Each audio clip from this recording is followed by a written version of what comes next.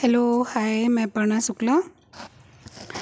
मैं इसके पहले 3 वीडियोस डाल चुकी हूँ। इसके पहले का वॉइस नोट में मैंने उसको डाल रखा है, तो वो आप जाकर सुन लेना। और उसके आगे का ये है, ठीक है। मैं फटाफट इसलिए करा रही हूँ क्योंकि अभी एग्ज़ाम के लिए ज़्यादा समय नहीं है, तो मेरी कोशिश यही रहेगी मैं रिवीजन फटाफट करवा दूँ। क्योंकि अगर इसको मैंने एक विस्तृत रूप से पढ़ाना शुरू किया तो मुश्किल हो जाएगी और तैयार नहीं होगा।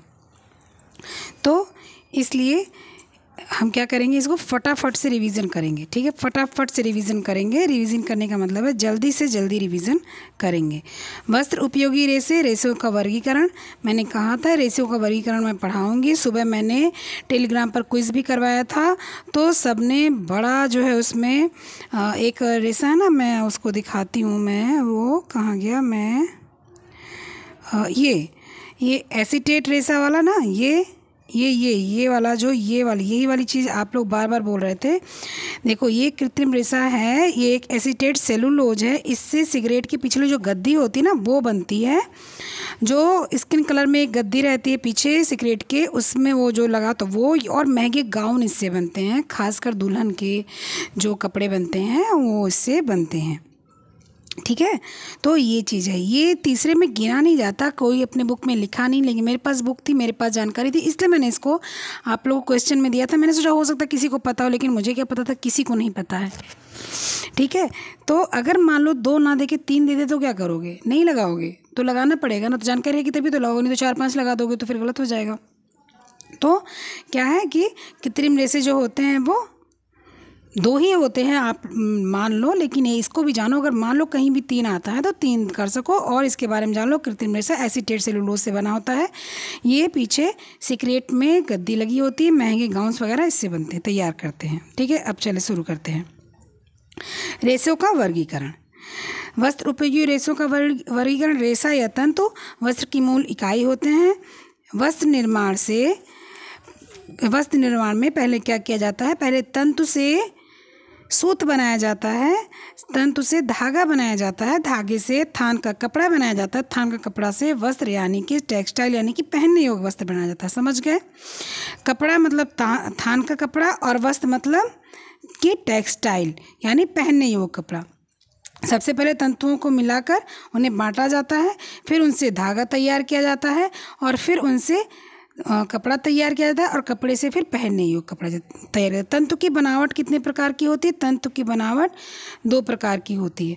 अच्छा, तंतु कई प्रकार के होते हैं, छोटे, मोटे, पतले, खुरदुरे, पारदर्शी, अपारदर्शी, कई प्रकार के होते हैं। छोटे तंतुओं की लंबाई कम से कम 1.5 इंच होती है। छोटे तंतु जो होते हैं उनकी कम से कम 1.5 इंच लंबाई होती ही होती है, उससे कम नहीं होती है, ठीक है। सबसे कम क्या होती है, 1.5 इंच होती है। और जो बड़े तंतु होते हैं उनकी भी लंबाई कम से कम इतनी तो होनी चाहिए, 18 से 23 इंच। उसके बाद तो मीटर में नाप लिया जाता है, ठीक है। उसके बाद मीटर में नापा जाता है। तंतु को, फिलामेंट को मीटर में नापा जाता है। छोटे तंतु को क्या बोलते हैं, स्टेपल बोलते हैं। बड़े तंतु को क्या बोलते हैं, फिलामेंट बोलते हैं। समझ रहे हैं ना। छोटे तंतुओं द्वारा सूत बनाया जाता है, ठीक है। एक सुंदर और अच्छा वस्त्र, चमकीला, दृढ़, मजबूत लंबाई वाला वस्त्र तैयार करना अनिवार्य होता है। छोटे तंतु से भी बनता है, बड़े तंतु से भी बनता है। छोटे तंतु से बनाने में थोड़ा मेहनत लगता है, इसलिए थोड़े महंगे होते हैं। बड़े लंबे तंतु होते हैं, कोई वैसे रेशम लिनन तो महंगा होता है, लेकिन देखो उसी पे जो है और नालान वगैरह हो गए, उतने महंगे नहीं होते हैं। आर्थिक दशा जनता की कैसी है, इसको ध्यान में रखकर ही धागा बनाया जाता है।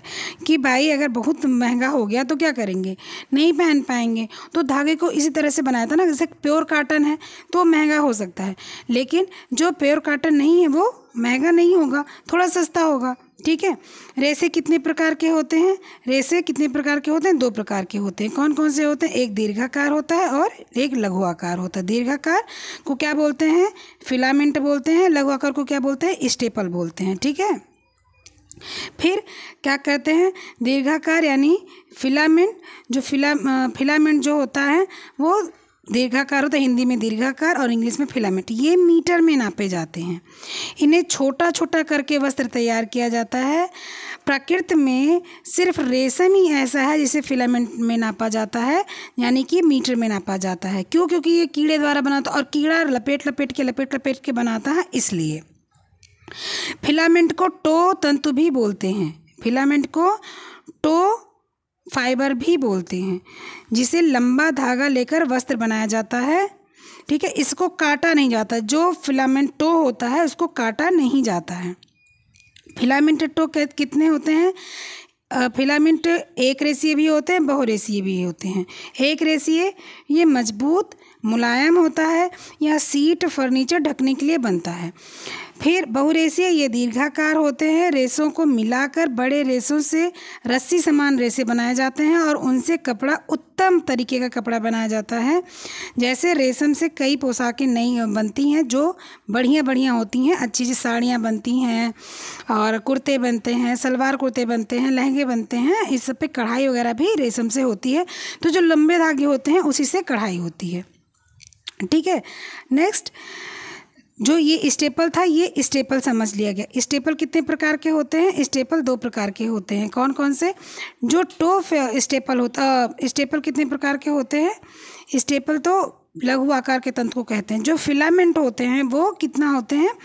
वो एक ही फिलामेंट में एक फिलामेंट टो होता है, जिसको बिना बाटे बिना काटे प्रयोग में लाया जाता है, वो क्या होता है? वो फिलामेंट होता है, फिलामेंट टो बोलते हैं उसको।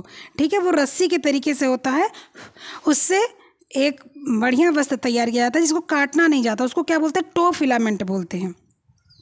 लघु आकार का तंतु कितना होता है? आधा इंच से 18 इंच तक होता है, इसको लघु आकार का तंतु बोलते हैं, यानी कि स्टेपल फाइबर बोलते हैं। इन्हें चाहे प्राकृतिक हो या कृत्रिम इंच में ही नापा जाता है, प्राकृतिक हो या कृत्रिम हो, इन्हें इंच में ही नापा जाता है। फिर क्या है कि तंतु मजबूत होने चाहिए और सीधे होने चाहिए, धागा बनाने में परेशानी ना हो। तंतु की मजबूती और बढ़िया होनी चाहिए और ये वातावरण पर निर्भर करता है। लचीलापन इसमें होना चाहिए ताकि एक दूसरे के साथ लपेट जाए, एक साथ मिल जाए। एक आकार के सारे तंतु होने चाहिए ताकि जो है रेशे कपड़े अच्छे बने। साफ और मजबूत होने चाहिए, अगर साफ नहीं होंगे तो जब वो बाद में बन जाएंगे कपड़े ना, उसके बाद भी जब धुले जाएंगे तो वो साफ नहीं होंगे, वो गंदे ही बने रहेंगे। ऊन देखो, ऊन जब सिलाई की जाती है यानी बुना जाता है, स्वेटर बनाया जाता है, तो ऊन जो गंदे हो जाते हैं, धागे जो ऊन गंदे हो जाते हैं, धागे की बात हम कर रहे हैं, ऊन के धागे की, वो बाद में धोने पर भी साफ नहीं होते हैं। वो तो बनाते बनाते जो साफ गंदे होते हैं वो साफ हो जाते हैं, लेकिन जो उसी समय बुनाई करते समय ही गंदे हो गए, काले नीले पीले कुछ हो गए, तो वो साफ़ नहीं हो सकते। तंतुओं का वर्गीकरण जो है वो कितने में होता है? 2 जगह में होता है, एक प्राकृतिक स्रोत के आधार पर, एक कृत्रिम स्रोत के आधार पर। प्राकृतिक क्या होता है कि नेचुरल फाइबर और कृत्रिम एक होता है आर्टिफिशियल फाइबर। नेचुरल जिसे प्रकृति के द्वारा प्राप्त किया जा सकता है, इसमें भी 2 होते हैं। एक जो बीज के थ्रू प्राप्त होता है, जिसको क्या बोलते हैं? एक जो बीज के थ्रू प्राप्त होता है उसको बोलते हैं कपास, और दूसरे को क्या बोलते हैं? कापोग। क्या बोलते हैं? कापोग। ठीक है, एक को क्या बोलते हैं? कपास, और दूसरे को क्या बोलते हैं? कापोग। तो कपास और कापोग ये बीज से प्राप्त होते हैं, और तने से कौन से प्राप्त होते हैं? जूट, लिनन, हेम्प, सन, कोयर, पीना, अबाका, ऐसे रेशे जो होते हैं, कई ऐसे रेशे होते हैं जो तने से प्राप्त होते हैं। बीज से सिर्फ 2 ही रेशे प्राप्त होते हैं, कौन कौन से? कापोक और कपास। इसके बाद जितने भी रेशे प्राकृतिक जगत के होते हैं वो सारे तने से प्राप्त होते हैं। नेक्स्ट आते हैं जांतों रेशे। जांतों रेशे कौन कौन से होते हैं? यानी जानवर से प्राप्त। ऊन जानवर द्वारा प्राप्त होता है, रेशम कीड़े द्वारा प्राप्त होता है। ऊन क्या होता है? ऊन भेड़ के द्वारा, अल्पाका भेड़ के जैसे ही ऊँट और भेड़ का मिक्सर होता है उसके द्वारा, खरगोश के द्वारा, मेरूनो बकरी के द्वारा, इन सब के द्वारा, मेरूनो भेड़ के द्वारा, इन सब के द्वारा ऊन प्राप्त होता है। रेशम एक मुख्य रेशम होता है जो बॉम्बिक्स मोरी नामक कीड़े से प्राप्त होता है। ठीक है, और इसके बाद और जो रेशे होते हैं वो बनावटी रेशे होते हैं, जिसमें मूंगा और अरंडी, और जो इसे आग के पत्तों से यानी कि मदार के पत्तों के कीड़े खाकर बनते हैं। मूंगा है, अरंडी है, और तीसरा एक और है। ठीक है, खनिज रेशे सोना, एस्बेस्टस और चांदी। सोना, एस्बेस्टस और चांदी। तो खनिज रेसे कौन कौन से हैं? सोने से क्या होता है, जिससे कपड़े तैयार होते हैं, कपड़े तैयार होते हैं सोने से। वो भी कपड़े बनते नहीं, कपड़े पर कढ़ाई की जाती है। ठीक है। अब रेशम, मैंने बताया ना रेशम कितने होते हैं, एक तो स्वनिर्मित होता है जिसको बनाया जाता है वाइल्ड सिल्क, जिसको बोलते हैं जंगली रेशम, जिसको बोलते हैं वो कौन सा होता है? मूंगा रेशम, अरंडी रेशम, टसर रेशम। उत्पादित रेशम कौन सा होता है? एक जो कीड़े द्वारा, बॉम्बिक्स मोरी द्वारा प्राप्त होता है। ठीक है। इसको लपेटा भी जाता है और ये काट के भी बनाया जाता है, लपेटा ही जाता है इसको अधिकतर से। ठीक है। और खनिज रेशे सोना, चांदी, एबेस्टस। सोना चांदी से कढ़ाई होती है कपड़ों पर, साड़ी पर, सूट पर और शेरवानी पर, आदि पर। एबेस्टस जो होता है, इससे कौन से कैसे कपड़े तैयार होते हैं? इससे कपड़े तैयार होते हैं छाता, रेनकोट, बुलेट प्रूफ जैकेट, अग्निरोधक कपड़े, फिल्म जो सिनेमा घर में जाते हैं उसके जो पर्दे हैं, इन सब से एबेस्टस से ये सब तैयार होते हैं। कृत्रिम रेशे दो प्रकार के होते हैं, मानव द्वारा, रसायन द्वारा। एक और होता है एसीटेट सेलुलोज, वो भी होता है। 3 रेशे होते हैं, लेकिन हर जगह लिखा 2 ही जाता है, इसलिए 2 ही समझ लो, उसको भी जान के रखो, इसलिए मैंने शुरू में ही उसको बता दिया। ठीक है। मानव द्वारा निर्मित जो रेशा होता है वो कौन सा होता है? सबसे पहले रेयान 3 प्रकार का है, नाइट्रोसेलुलोज, कुप्रामोनियम, विस्कोस। नाइट्रोसेलुलोज 1884 में प्रोफेसर जॉर्ज एडमर्स ने बनाया था। कुप्रामोनियम 1890 में HL ने बनाया था और विस्कोस को 1892 में वेबर क्रॉस मीडल ने बनाया था। ठीक है। सबसे ज़्यादा उपयोग करने वाला रेशा है विस्कोस, क्योंकि सबसे ज़्यादा जेब पर अच्छा पड़ता है, ये भारी नहीं पड़ता है, यानी कि महंगा बहुत नहीं है। ठीक है। नेक्स्ट क्या है? रासायनिक रेशे या तापसुनम रेशे या सिंथेटिक रेशे। तापसुनम मतलब समझ लो जो ताप से नुकसान हो जाए जिनको, जैसे नायलॉन को कौन बनाया था? 1989 में डॉक्टर कैरार्थस ने बनाया था। 1989 में डॉक्टर कैरार्थस ने बनाया था नायलॉन को। नायलॉन सबसे पहला रासायनिक रेशा है। रासायनिक रेशे में क्या क्या आता है? डेक्रान, बेरल, टेरिनीन को ही आरलान, एक्रिलिन भी बोलते हैं, डायनेल, क्रेसलान, जेफ्रान, डरवन, सारन, फाइबर ग्लास, ये सारे रेशे हैं तापसुनम रेशे, सिंथेटिक रेशे। अन्य रेशे कौन कौन से हैं?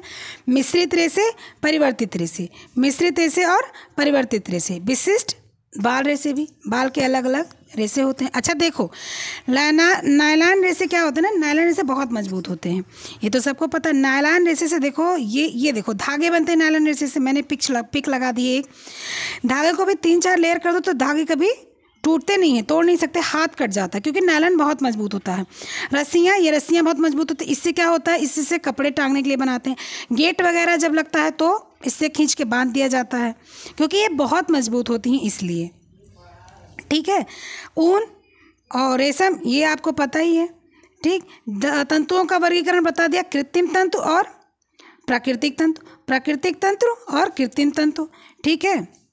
प्राकृतिक तंतु 2 रेशे तंतु हैं जो बीज से प्राप्त होते हैं। बाकी जो रेशे हैं प्राकृतिक में वो किससे प्राप्त होते हैं?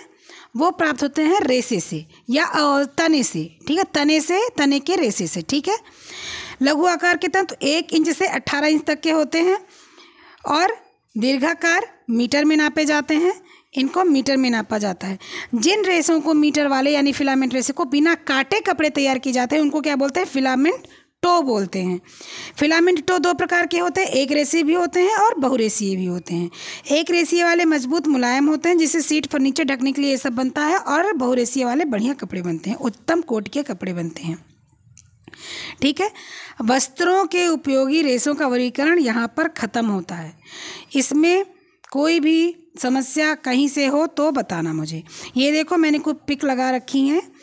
मैंने देखो नेचुरल फाइबर के पिक लगा रखे हैं। Loofah, banana, chicken fibre, cotton, chicken fibre मतलब जो मुर्गी वगैरह के होते हैं, हस्क यानी भूसी से, पाम, नीफ, jute, coir, abaca, ramie, hemp, sisal, flax. ठीक है। यहाँ पर भी देखो मैंने सारे फ़ोटो लगा रखे हैं, ये सब तुमको PDF में मिल जाएगा, इसको आप लोग नोट कर लेना, ठीक है। और अब ये जो है मैंने फटाफट से रेसों का वर्गीकरण ख़त्म किया है, इसलिए मैंने फटाफट से ख़त्म किया क्योंकि ये इतने में नहीं है, इसको समझाना पड़ेगा रेशम क्या है, लीलन क्या है, बाका वो कपास क्या है, तो इसलिए मैंने इसको ख़त्म किया। इसमें मुझे लगता है कि आप लोग की जो आज सुबह के टेलीग्राम पे क्वेश्चन थे उसके आंसर मिल गए होंगे। अब इसमें जो होगा क्वेश्चंस वो मुझसे पूछना, मेरे ग्रुप पे भी, व्हाट्सएप ग्रुप पे भी आप पूछ सकते हो, वहाँ से जुड़ सकते हो, वहाँ से मुझसे क्वेश्चंस पूछ सकते हो। टेलीग्राम पे भी आप जुड़ सकते हो, वहाँ भी आप हमसे क्वेश्चन पूछ सकते हो, ठीक है। टेलीग्राम पर डेली मैं क्विज कराती हूँ, वहाँ पर भी आप क्विज करके जाकर, और PDF भी मैं वहीं पर दूंगी टेलीग्राम पर, आप वहाँ पर जाके जुड़ो, सब्सक्राइब करो और लेकर जाओ, PDF लेकर जाओ और करो। मैं नेक्स्ट कपास, लीलन और नेक्स्ट जो करा पाऊँगी वो करूँगी। इसमें जो समस्या होती है मुझे बताना, चाहे कमेंट बॉक्स में नीचे लिखना या मुझे बताना, ठीक है। Okay bye. पढ़ते रहो और 2 महीने बाद एग्ज़ाम है, अच्छे से पढ़ो, सारे काम छोड़कर पढ़ाई करो, ध्यान दो, इसके बाद आगे पढ़ाई करते रहेंगे, ठीक है। Okay bye.